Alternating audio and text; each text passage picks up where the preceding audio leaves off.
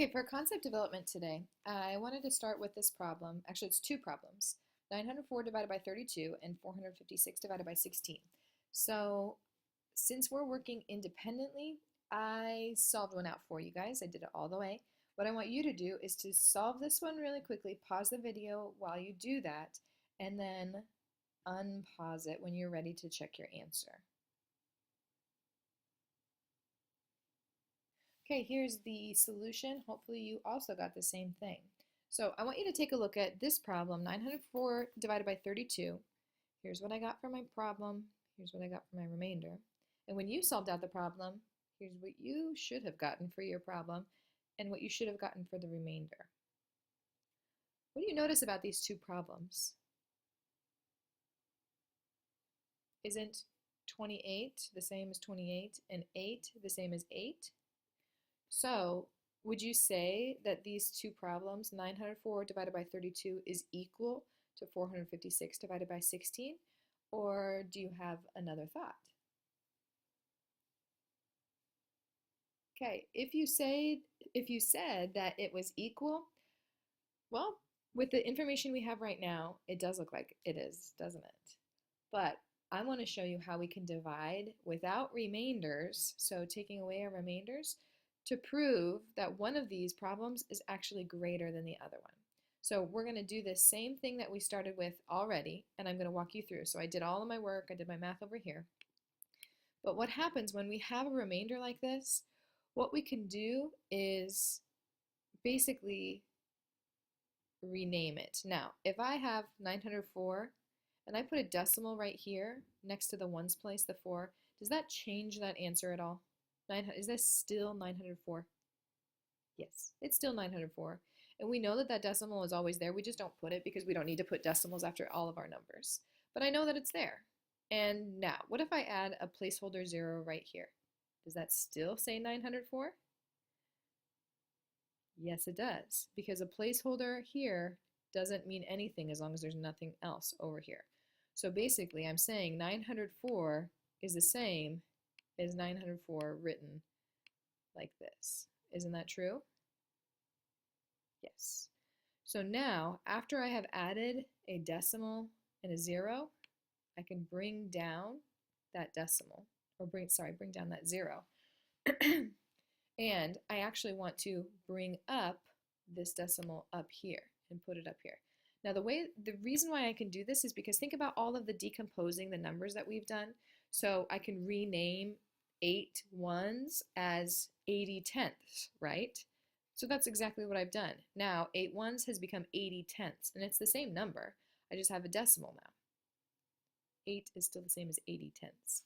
Okay, so now I need to figure out how many times does 32 go into 80, and it seems like it would be about, well, 2 times, because 2 times 32 is 64, 64, 74, 84, 94. That wouldn't work. That's too big, so I'm going to put a 2 here. So it can go into 80 tenths 2 times, and I'm going to take my 64 and subtract it. That becomes 7, that becomes 10, so I'm left with 16. But I still have a remainder, and I can't have a remainder now that I've started doing decimals, so I'm going to do this. Ta-da! And I'm going to bring that 0 down, because that 0 doesn't change the answer or the original dividend of 904. It's still the same. So about how many times does 32 go into 160?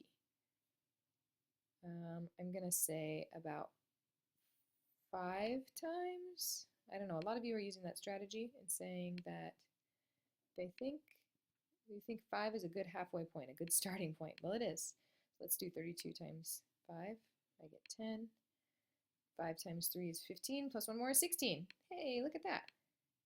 5 works perfectly. Don't forget to write your 5 up here. And that leaves me with nothing. Okay, so originally I got 28 remainder 8, but really, if I do that all out to do the whole decimal division part there, this is worth 28.25. That's my answer here. Now I want you to try doing that same thing where you add a decimal, a placeholder 0, that doesn't change anything. Now finish out this division and see what you get. Unpause the video when you're ready. Okay, are you ready for this? Here's what I did. I added my 0, carried it down, and I had 80. So I thought 16, well, I'm going to start that halfway point again, times 5, and I actually ended up with exactly 80. So I knew that 5 needed to go up here. So my actual answer for 456 divided by 16 is 28.5. And here it's 28.25. So really, which problem is greater, 28.5 or 28.25? Use what you know about the place value system. This is a 2 in the tens place, this is a 5 in the tens place, so really, this problem is greater. 456 divided by 16 has a greater answer than this one. Even though they had the same remainder, that's why decimal division is important. Okay, let's try a couple more division problems with decimals in the quote, well, in the dividend. Okay, so I'm going to start with 26, and really this is just like a 4-digit number. This is why it's been so important to those of you I've told to make sure you line up your numbers. And you can't just write the first number that divides in above the 8, because 26 does not go into 8. So if you want to, you can write a little 0 to make sure that you know that that spot above the 8 is taken. Now, can 26 go into 83? Yes, it can.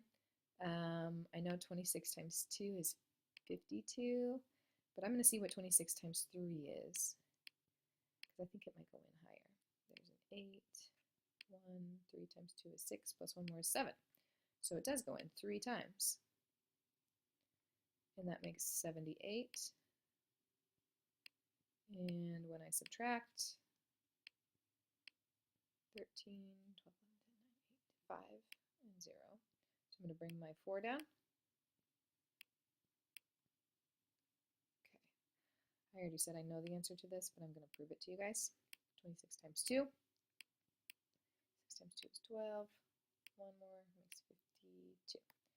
Okay, so that can go in 2 times. Make sure I put my 2 right above the 4, because I just brought that 4 down. That makes 52. And I'm left with 2, and I'm just going to bring that 6 down. 26. Okay, how many times does 26 go into 26? 1 time. But my answer is not 321. My answer is 32. Here's my decimal. Here's where it goes. Just straight up. It's 1 hop in, needs to go 1 hop in. So my answer is 32 and 1/10. Okay, you try this one. Set it up.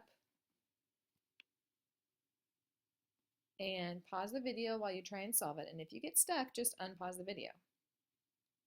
Okay, here's my first step. I know 39 could go in there 1 time. 39 times 1 is 39, and when I subtracted these, I got 9. So now I'm going to bring down that 3. Figure out how many times does 39 go into 94. And I know 39 is almost 40, and 40 and 40 is 80. So I think it's only going to be twice. But I don't know exactly what that is off the top of my head, so I'm going to do 39 times 2 really quickly. That's 18. That makes 78. Okay. So 78 goes down here. And then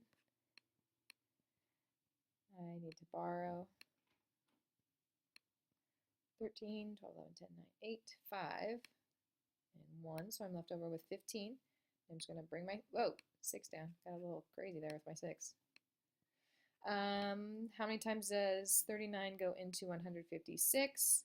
I have no idea. So I'm going to start with estimating. 39 is about 40, and if I count by 40s to try and get to 156, that makes 48, 12, 16. 4 times is too many, so I'm going to do 3 times.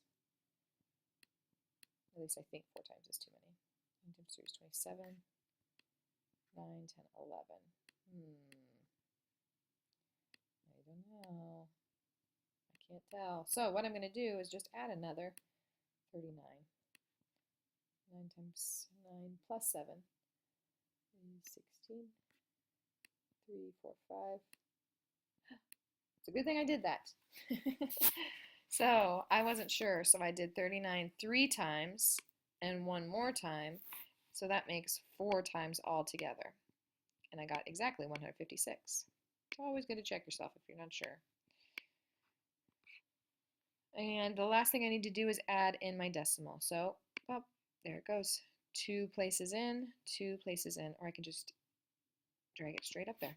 1.24 or 1 and 24 hundredths is my answer.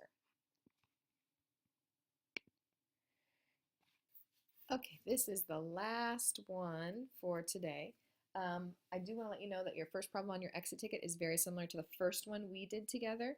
And if you get that one wrong, you have to go and prove it to your teacher about what the real answer is. So don't just choose an answer to choose an answer.